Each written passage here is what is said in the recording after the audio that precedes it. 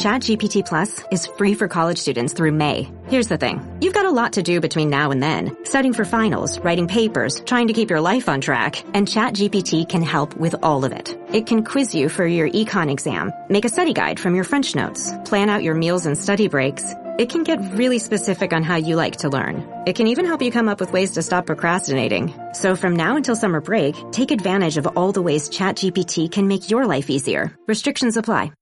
It's a sports here. No, I'm starting on the diamond in Arizona. Sean Manaea matches season high with 11 strikeouts. Pete Alonso hit a solo homer, and the Mets won 8-3 last night to halt the D-backs' winning streak at 6 games. Manaea allowed just 1 hit until the 7th inning when Lourdes Gurriel Jr. and Corbin Carroll homered. The left-hander gave up 3 runs and 4 hits over 6 2/3 innings of work, pitching into the 7th for the 5th time in 6 starts. The Mets broke open the game in the 5th, sending 12 batters to the plate and scoring 6 runs for an 8-0 lead. Jeff McNeil started the inning with a double, and Francisco Alvarez brought him home with an RBI single, ending an 0-for-17 skid for him. Alonso's homer leading off the second gave the Mets a 1-0 lead and was good for his 28th of the season. It was also his 220th career homer, all with the Mets, of course, which ties Mike Piazza for 3rd place in franchise history. McNeil had a double and 2 RBI. Brandon Nimmo added 3 hits, while Francisco Lindor, J.D. Martinez, and Mark Vientos each had 2. The Mets now are 3 games behind the Atlanta Braves for the final National League wildcard spot.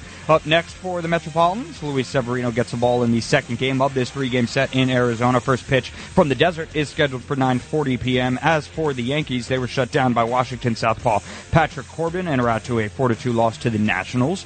Aaron Judge doubled in the first inning but remained stuck on 51 homers for the AL best Yankees. He came up with the bases loaded and no outs in the 8th against reliever Jacob Barnes, but grounded into a double play on a 3-1 pitch to score New York's first run. It was a sloppy night in the field for the Yanks, with 4 costly errors being committed throughout.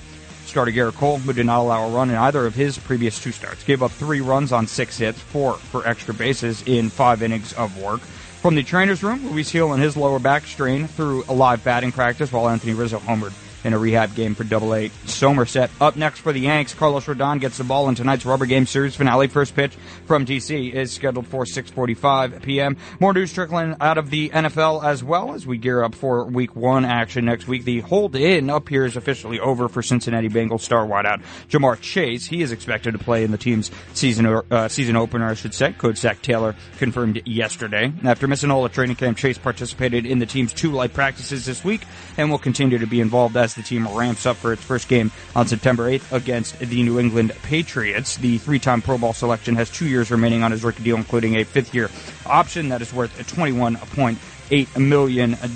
And, of course, yesterday as well, final roster cuts were made for all NFL teams, the most notable of which would be Kadarius Toney, the wide receiver out of Kansas City. He is no longer with the Chiefs. That is your Sports Gnome, and I'm Justin Ellick on 77 WABC.